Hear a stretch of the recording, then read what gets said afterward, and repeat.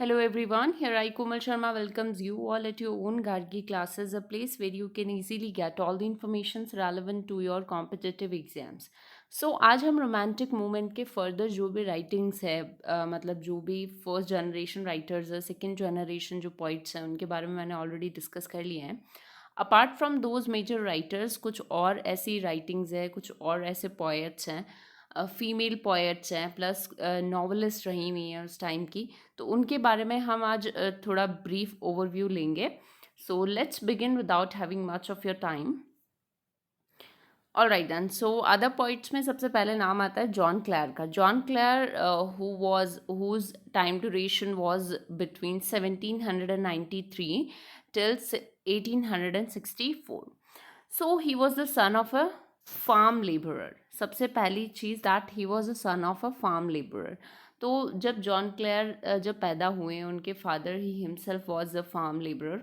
तो आप सोच सकते हैं कि किस तरीके का उनका मेंटालिटी रहा होगा जब उन्होंने उनकी सराउंडिंग्स उनका ब्रिंगिंग अप उसी एटमॉस्फेयर में हुआ, वो पले बड़े उसी माहौल में.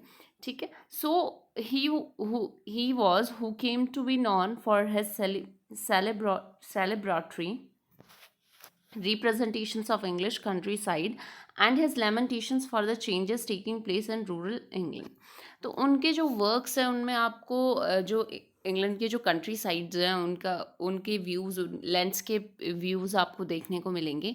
एंड प्लस वो लेमेंटेशन भी मिलेगा उनके वर्क्स में आपको, जहाँ पे वो इस चीज़ को लेके लेमेंट करते हैं कि किस तरीके से रूरल इंग्लैंड अब चेंज हो रहा था, किस तरीके से इंडस्ट्रियलाइजेशन की वजह से लोग अपनी रूरल लाइफ छोड़ छोड़ के और टाउन्स की तरफ मूव ऑन कर रहे थे.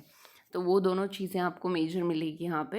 And his poetry underwent a major re evaluation in the 20th century. His biographer Jonathan Batt states that Clare was the greatest laboring class poet that England has ever produced. उनके जो biographer है whose name was Jonathan Batt, उन्होंने ये state भी किया है कि John Clare was the greatest laboring class sorry not class it's class poet that England has ever produced. England के सबसे मशहूर जो राइटर्स हैं उनमें से एक रहे हैं और उनका जो जॉनरे था that was related to their laboring class.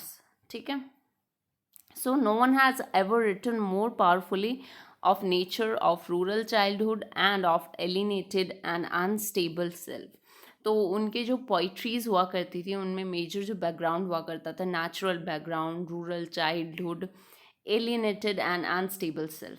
तो इस तरीके से आप देख सकते हैं कि जॉन क्लेयर ने भी अपना कंट्रीब्यूशन दिया है into the writings of romantic poems.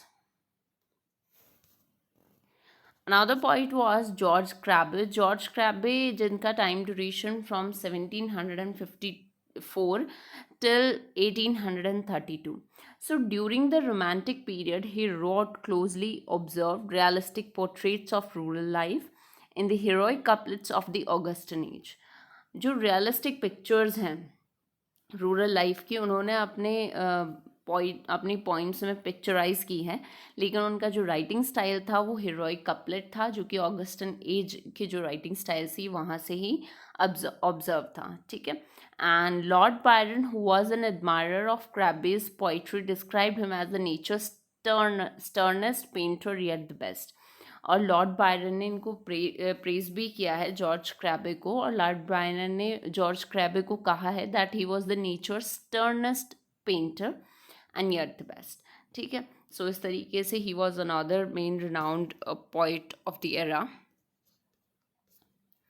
कुछ फीमेल पोइट्स भी हुई हैं उस ड्यूरेशन में. So by the 1790s women's poetry was flourishing. मतलब वुमेन्स को भी प्रायोरिटी दी जाती थी, उनके राइटिंग्स को भी प्रायोरिटी दी जाने लगी. As earlier this was almost restrained to publish any kind of poetries by the female poet और फीमेल राइटर. सो एक तरीके से बैन था उन पे. बैन तो क्या था बट प्रायोरिटीज़ नहीं दी जाती थी टू द फीमेल वर्क्स. ठीक है. सो सबसे पहला जो नाम आता है the most famous Dorothy Wordsworth, जो कि विलियम वर्ड्सवर्थ की सिस्टर थी. So she was the modest about her writing ability. She produced points of her own. उनकी जो राइटिंग स्टाइल्स हुआ करती थी वो उनकी खुद की थी. ठीक है। And her journals and travel narratives certainly provided inspiration for her brother.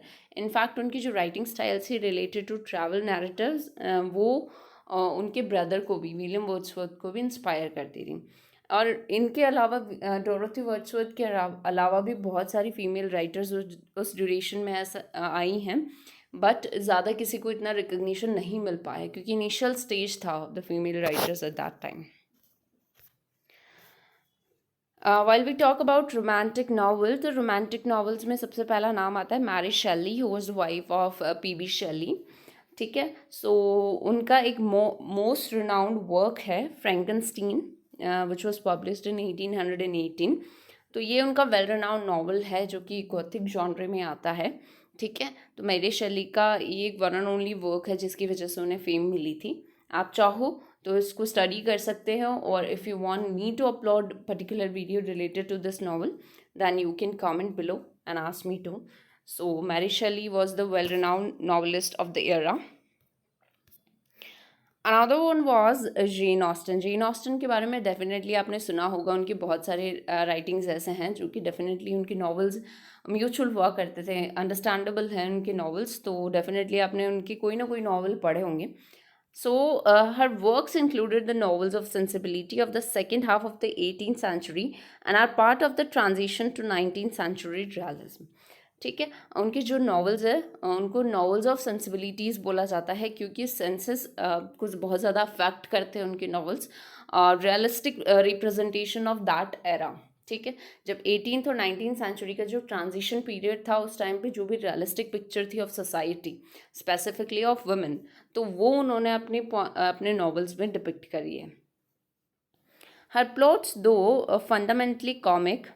ठीक है, उनके प्लॉट्स हालांकि हल्के से कॉमिक एलिमेंट हुआ करता था उनके प्लॉट्स में, नॉवल के प्लॉट्स में. And she highlighted the dependence of women on marriage to secure social standing and economic security. उस टाइम पे between the period of 18th and 19th century, उस टाइम पे जब जेन ऑस्टन थी, तो उस टाइम पे जो वुमेन की जो सिचुएशन थी उसको उन्होंने बहुत अच्छे से डिपिक्ट किया अपने नॉवेल्स में. उस टाइम पे क्या हुआ करता था, डेफिनेटली अगर हम ईस्टर्न कंट्रीज़ में, इंडिया में भी अगर ये चीज़ देखते हैं, अब तो हालांकि वुमेन आर मोर इंडिपेंडेंट. ठीक है, बट उस टाइम पे during 18th and 19th century women were completely dependent upon the man. ठीक है, एक पैट्रियार्की जो साइकिल चलता आ रहा था उसी पे कम्प्लीटली डिपेंडेंट थी, और उनका मेन टारगेट होता था to secure their career by getting marry. ठीक है, सिर्फ एक सोशल स्टेटस सिक्योर करने का सिर्फ एक ज़रिया है, दैट इज़ मैरिज. तो उस चीज़ को उन्होंने बहुत अच्छे से डिपिक्ट किया अपने हर एक नॉवल में. And Austen brings to light the hardships of women faced. मतलब जो भी वुमेन की लाइफ में जो भी हार्डशिप्स आया करती थी उसको भी उन्होंने प्रेजेंट किया है. Since they usually did not inherit money, हालांकि quite obvious during that era, during 18th and 19th century, उस टाइम पे औरतों को इतना राइट नहीं था. They did not inherit any kind of money और heritage. So they could not work and were largely dependent on their husbands. और completely वो किस पे डिपेंड रहती थी, फाइनेंशियली, इकोनॉमिकली हो, एक्सटर्नल अफेयर्स, इंटरनल अफेयर्स, हर तरीके से they were dependent upon husbands. So she revealed not only the difficulties women faced in her day, but also what was expected of men and of the careers they had to follow. न सिर्फ उन्होंने एक women के perspective को represent किया अपने novels में, बल्कि मेन से रिलेटेड जो भी एक्सपेक्टेशंस होती हैं कि एक औरत की अपने हस्बैंड टू बी हस्बैंड से क्या क्या एक्सपेक्टेशंस है, कि उसका सोशल स्टेटस कैसा होना चाहिए, उसके पास जॉब कैसा होना चाहिए, उसका करियर कैसा होना चाहिए. तो वो सारी चीज़ें भी उन्होंने बहुत अच्छे से डिस्क्राइब की है अपने नॉवेल्स में. And this she does with wit and humour and with endings where all characters good and bad receive exactly what they deserve. उनके वर्क्स में ना सिर्फ ये चीज़ें हैं, बल्कि जो एंड हुआ करता था उनके नॉवेल्स का, उनमें सारे जितने भी कैरेक्टर्स है, वेदर दोज आर गुड और बैड, उनको at the end of the novel उनका जो फेट से, जिस फेट से वो मिलते थे, वो डिजर्विंग फेट हुआ करता था. मतलब जो वो जिस तरीके के कंडक्ट्स उनके थे उसी तरीके का उनका फेट आगे डिसाइड होता था. ठीक है, so this is all about Jane Austen. So the two main novelists of the era, the one was Mary Shelley and the other was Jane Austen. Apart from these two, there are a lot, और भी बहुत सारे हैं. And अगर आपको और कोई information चाहिए तो आप कमेंट सेक्शन के थ्रू पूछ सकते हैं. Thank you so much.